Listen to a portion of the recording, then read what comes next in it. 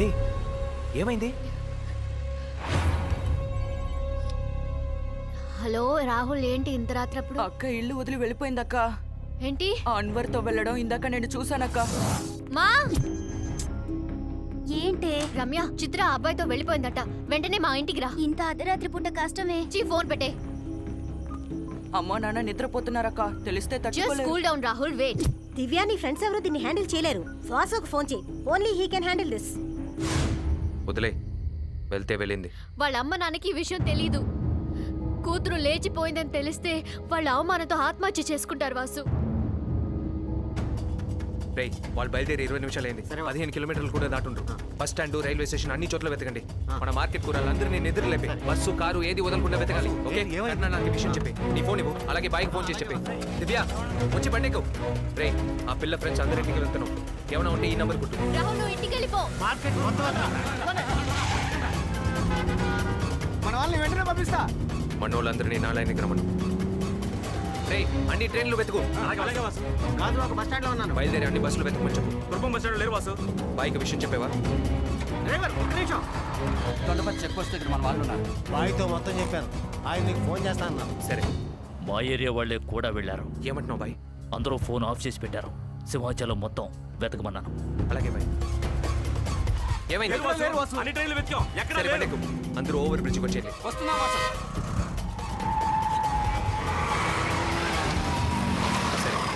సరే, మళ్ళీ ఫోన్ చేస్తాను. ఎలా మిస్ అయింటారా?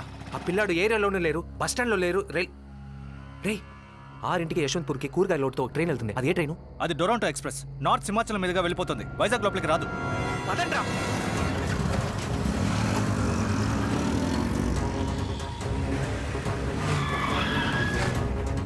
నువ్వు అటు వెళ్ళు, నువ్వు ఇటు వెళ్ళరా. అదిగో వాసు, అక్కడ ఉన్నాడు. చిత్ర, అటు చూడు. వాసు, చిత్ర ఆగు.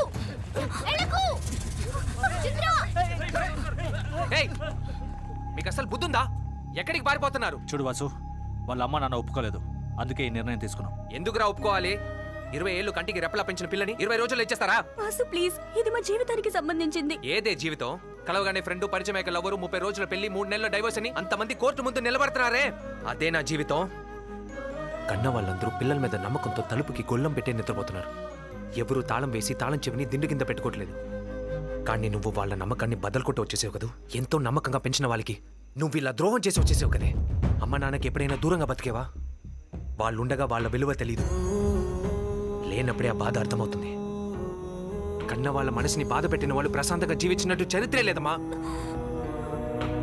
లవ్ చేయడం తప్పు కాదు, అందులో లాజిక్ ఉండాలి, ఎథిక్స్ ఉండాలి. మర్యాదగా నేను చెప్పేది వినండి. మీ అమ్మ నాన్నలతో మాట్లాడి నేను మీ పెళ్లి జరిపిస్తాను. సారీ వాసు, నువ్వు చిత్రాన్ని ఇంటికి తీసుకెళ్ళు. నేను ఎన్ని రోజులైనా వెయిట్ చేస్తాను.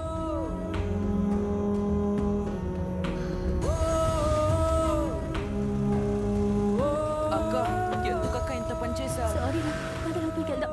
కన్నా, ఆ పిల్లల్ని ఏం చేయొద్దని బాయ్తో చెప్పండి. వాసు, మీ అమ్మ నాన్నంటే నీకు బాగా ఇష్టమా? ఇప్పుడు వాళ్ళు నీతో లేరా? లేరు.